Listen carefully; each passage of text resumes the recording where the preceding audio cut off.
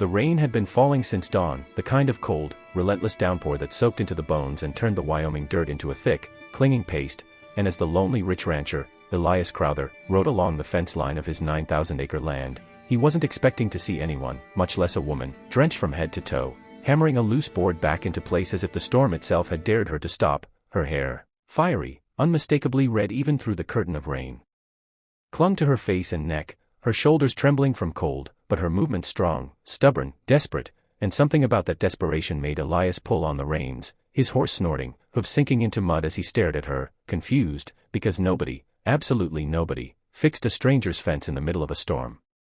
She didn't even hear him approach, the wind swallowed every sound except the steady bang of her hammer. He watched her for several seconds, noting the torn shoes, the skirt smeared with mud, the sleeves rolled up over bruised-looking arms, and before he could stop himself, his voice cut through the rain, "Ma'am. You all right there?" And she froze, her hammer mid-air, breath catching in her throat like someone who had been startled one too many times in life. Slowly she turned, and her eyes, wide, green, wary, met his, and for a moment Elias felt something he hadn't felt in years, concern, real concern, the kind he hadn't known since before his wife passed 7 years ago. The girl, no, woman, swallowed hard and stepped back as if ready to run, her voice barely steady as she whispered, "Sorry. I didn't mean to trespass. Your fence was broken. The cattle could get out. I thought I should fix it." She said it the way people confess to crimes they didn't commit. Elias blinked, confused even more now. "You know this is private land, right?" he asked gently, not accusing, more amazed. "Hundreds of miles of open country, and you're fixing my fence?" She opened her mouth to answer, but the moment she shifted her weight, she swayed, nearly falling, and he jumped off his horse just in time to catch her elbow. Up close, he saw the truth, she was shaking, not from cold alone, but from hunger. He could see it now, thin wrists, hollow cheeks, the way she winced when her stomach twisted. "When's the last time you ate something?" he asked quietly. Her lips parted, but no sound came out. For a moment, Elias thought she might lie, but then her shoulders sagged, exhaustion overriding pride. "Yesterday morning," she murmured. "Or, the day before. I'm not sure anymore." Elias felt something twist in his chest, not pity, no, something fiercer. Protective. Angry at whoever had let this happen to her. "What's your name?" he asked. She hesitated again, as if even her name was something she wasn't sure she was allowed to give. "Lena," she whispered. "Just Lena." Lightning cracked across the sky, close enough to shake the earth, and without thinking, Elias took off his coat and draped it around her shoulders. She flinched, not from the gesture, but like someone who wasn't used to kindness. "Come on," he said firmly. "You can warm up in the ranch house. You'll get sick out here." But at those words, fear, raw, sharp, flashed across her face, and she backed away.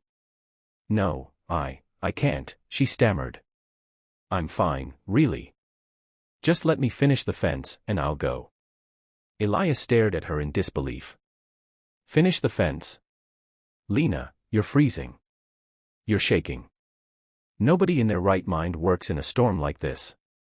She hugged her arms tighter around herself, the hammer dangling from her fingers. "I've worked in worse," she whispered, a truth that made Elias's jaw tighten. Someone had pushed her to that point. Someone had conditioned her to survive storms alone. And suddenly, he understood, this woman wasn't just lost. She wasn't traveling. She wasn't passing through. She had nowhere to go. "How long have you been out here?" he asked carefully.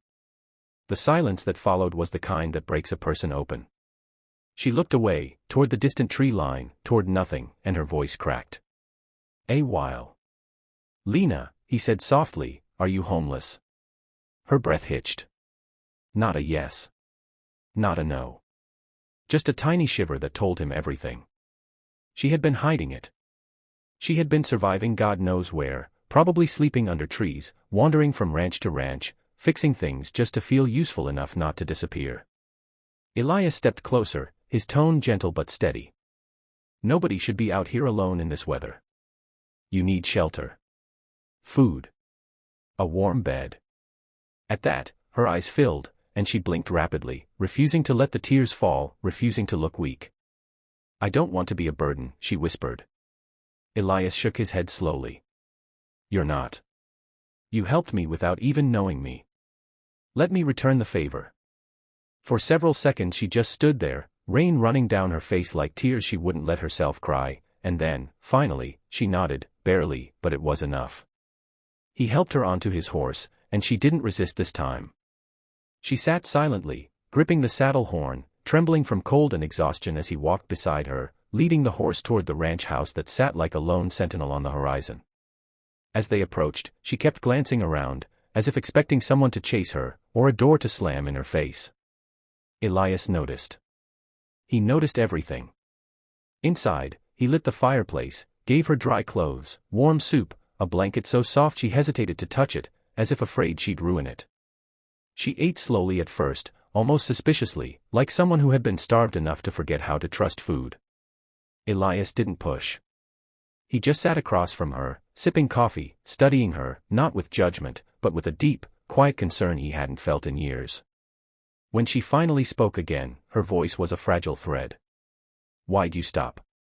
Why'd you help me? Elias looked at her for a long moment, then answered in a rough, honest tone. Because no one deserves to fix fences in the rain just to prove they're worth something.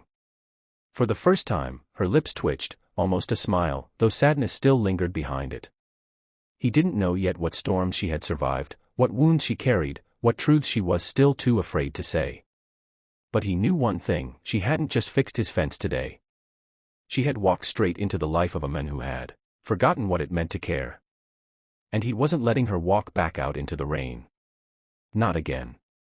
For the first night in months, Lena slept without fear, curled near the stone fireplace as the storm hammered the ranch house roof, thunder rolling across the plains like an old warning she no longer needed to obey, and when morning broke, the golden Wyoming sun poured through the window, gently waking her as Elias Crowther stood in the kitchen, leaning against the counter with a mug of coffee, watching her with a mixture of relief and worry he didn't fully understand yet. She looked small. Wrapped in the blanket, like someone who'd forgotten what safety felt like, and when she stirred, blinking against the light, she jolted upright as if ready to flee, only settling when she realized whose house she was in, her breath still uneven until Elias spoke softly, "You're safe here, Lena." She nodded, though fear still flickered behind her eyes, and she tried to stand too fast, wobbling as she insisted she needed to leave, needed to get out of his way, needed to earn her stay because in her world, safety had always come with a cost, but Elias stepped forward, steadying her before she collapsed, his voice rough but gentle. "You don't owe me anything. Not a damn thing." At that, she froze, the words hitting her harder than the rain from yesterday because no one had ever told her that before, and something inside her cracked, the wall she'd spent years building. She sank into the chair, trembling, and when Elias placed a warm plate of eggs and biscuits in front of her, she whispered, "Why are you being so kind?" He didn't have an answer he trusted himself to say out loud, because the truth was complicated, rooted in loneliness, guilt, the silent ache he'd carried since his wife Abigail died. Instead, he just shrugged and murmured, "Because someone should have been kind to you long before now." And that was the moment the tears came, silent, unstoppable, tears she tried to wipe away with shaking hands as she confessed the truth piece by piece, voice breaking over every memory, how her father died when she was 17, how her mother remarried a man who treated her like a problem instead of a daughter, how she left home at 19 after a fight that ended with her stepfather telling her she wasn't worth the food she ate, how she'd been drifting from town to town, ranch to ranch, taking odd jobs, sleeping under trees or in abandoned sheds, always moving before someone asked questions, how she had learned to fix fences because it was the only way she could convince ranchers not to chase her off, and how, for the past month, she had been living in an old hayshed near the woods on his land without realizing it belonged to someone. Elias listened without interrupting, his chest tightening with every word, fury rising inside him, not at her, but at the world that had failed her so brutally, and when she finished, staring down at her hands as if ashamed of her own existence, he gently lifted her chin, meeting her eyes with a steadiness she'd never seen before. "Lena," he said softly but firmly, "you don't have to wander anymore." But she stiffened, shaking her head violently, whispering she didn't want charity, she didn't want pity, she didn't want to become someone else's burden, and Elias leaned closer, dropping his voice to a quiet, unshakable vow. "I'm not offering charity. I'm offering a home. A real one." The words hit her like a bolt of lightning, and she stared at him as if he'd just spoken a language she'd forgotten existed, her lips parted, breath trembling, but before she could answer, the distant rumble of a truck echoed across the ranch, and Lena's face drained of all color. Elias followed her gaze out the window and saw a dusty pickup coming down the dirt road, a man in a tan jacket stepping out with the confidence of someone used to taking what he wanted. "That's him," Lena whispered in terror so real it sliced through the air, "my stepfather." She backed away from the window instinctively, fists shaking, eyes wide with a panic Elias had only ever seen in abused animals, and without a second thought, Elias moved in front of her, his entire body shifting, shoulders squared, jaw set, protective instinct flaring like wildfire. When the men banged on the door and shouted her name, calling her useless, demanding she come home where she belongs, Elias opened the door with a calm so cold it was almost frightening. He stood tall, blocking the doorway, and said in a voice deep enough to make the men hesitate, "She's not going anywhere with you." Her stepfather scoffed, tried to push past him, spewed lies about family responsibility, but Elias didn't budge, and when the men threatened to call the sheriff, Elias stepped outside, inches from the man's face, and growled, "Go ahead. Tell them how you starved her. Tell them how you beat her. Tell them how you left a girl alone in the world and expected her to crawl back to you." The men froze. He hadn't expected resistance. He certainly hadn't expected a rancher with more land, more money, and more influence than anyone for 2 counties to stand in the doorway like a shield. After a tense moment, the stepfather spat on the ground, muttered something about broken girls staying broken, and drove off, tires spraying gravel in retreat. Only then did Elias step back inside. Lena stood trembling, hands covering her mouth, tears falling freely now, not from fear, but from relief, disbelief, the pure shock of someone finally choosing her instead of abandoning her.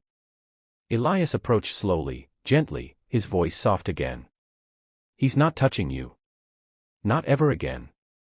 And in that moment, something inside her finally surrendered, not in defeat, but in trust. She stepped into his chest, shaking, and for the first time in years, she let herself be held.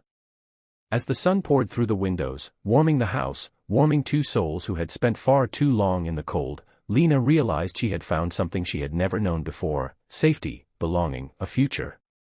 And Elias knew with absolute certainty that the storm that brought her to him was no accident. It was fate. And dear viewers, if this story touched your heart, even for a moment, then please subscribe, like, and share, because your support helps us bring more true, powerful, emotional stories to life. Stay with us for more. This journey is far from over.